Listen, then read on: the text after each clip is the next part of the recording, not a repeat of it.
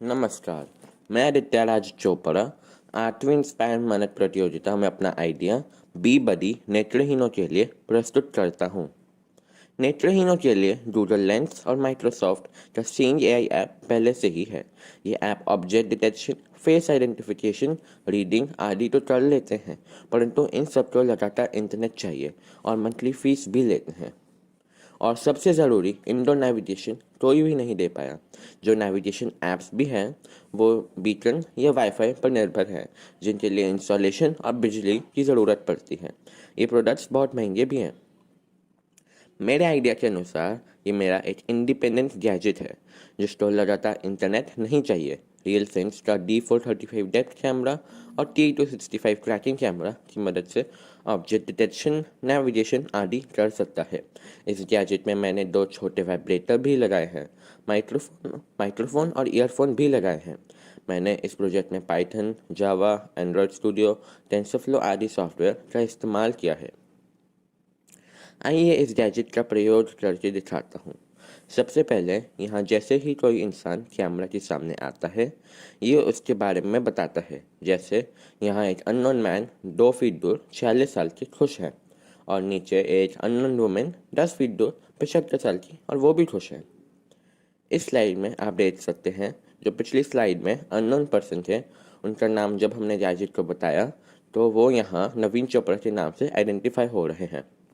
अब आप देखें राइट में, जैसे ही मैं कैमरा के सामने आता हूँ वो मुझे अननोन पर्सन से डिटेक्ट करता है।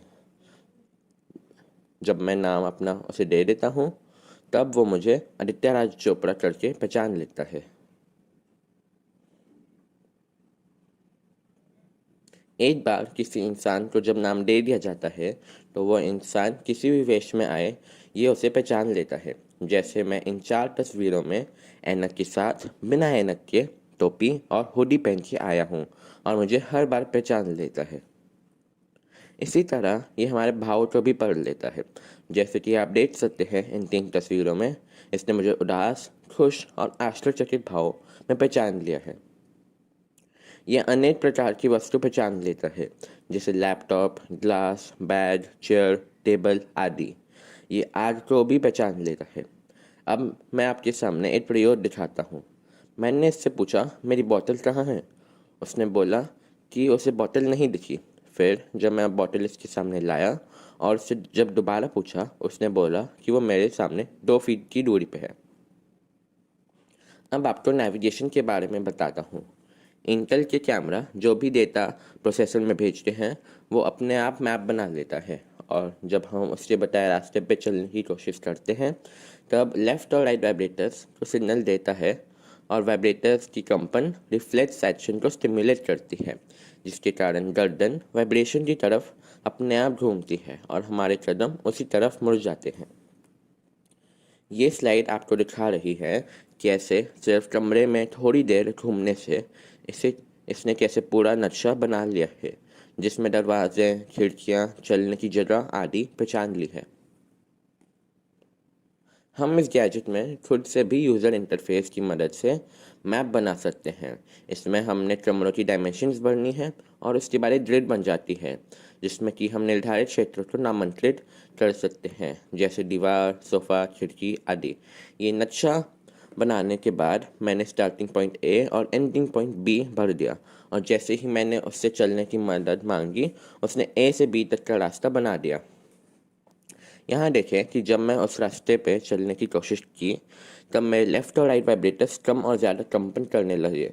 जिस तरफ के वाइब्रेटर की कंपन की तीव्रता कम ज़्यादा होती है, उसी तरीके से मुझे तेज़ी या आहिस्ता से उसी तरफ मुड़ना है। जब एक तरफ का वाइब्रेटर कंपन करेगा, दूसरी तरफ का वाइब्रेटर नहीं करेगा। निर्धारित रास्ते पर चलते वक्त दोनों वाइब्रेटर बराबर सामान्य कंपन करेंगे। इस तरह मैं पॉइंट ए से बी तक पहुँच गया। ये गैजेट और भी मददगार बन जाता है, जैसे कि पार्क या सड़क को आइडेंटिफाई कर लेता है, हाथों में कौन से नोट हैं, सड़क के बोर्ड पे क्या लिखा है, और लोग इशारों से क्या बोल रहे हैं। ये डॉक्यूमेंट्स को स्कैन और स्टोर भी कर लेता है। आजकल के प्रोडक्ट्स पे क्यूआर और बार कोड्स को पढ़ के प्रोडक्ट्स का नाम और कीमत बता सकता है। ये रंगों में भेद कर लेता है और सामने पड़े बक्से का साइज़ भी बता देगा। साल 2020 एक कठिन समय था। इसका मैंने सदुपयोग इन तरीकों से किया। मैंने polylingual calculator app Google Play Store पर पब्लिश किया। मैंने हार्वर्ड यूनिवर्सिटी का CS50 ऑनलाइन कोर्स पूरा किया। HT टोडाथॉन, ब्रिट्स मैथ और अनेकों ओलंपियाड में मैं लगातार टॉप 50 की श्रेणी में आया। मैं इस प्रोजेक्ट में अपने स्कूल की मेंटर मिस ननीता चोपड़ा और इंस्पायर के मेंटर मिस्टर अभिषेक जी को धन्यवाद करता हूँ। उनके बताए मूल्यवान सुझावों के अनुरूप मैं इस प्रोडक्ट को और भी बेहतर बना पा रहा हूँ। ये गैजेट आम बजट में होना चाहिए ताकि अधिकतम लोग इसे इस्तेमाल कर सके। आप सबका धन्यवाद कि आपके कारण मैं अपना आइडिया इनोवेशन प्रस्तुत कर पाया।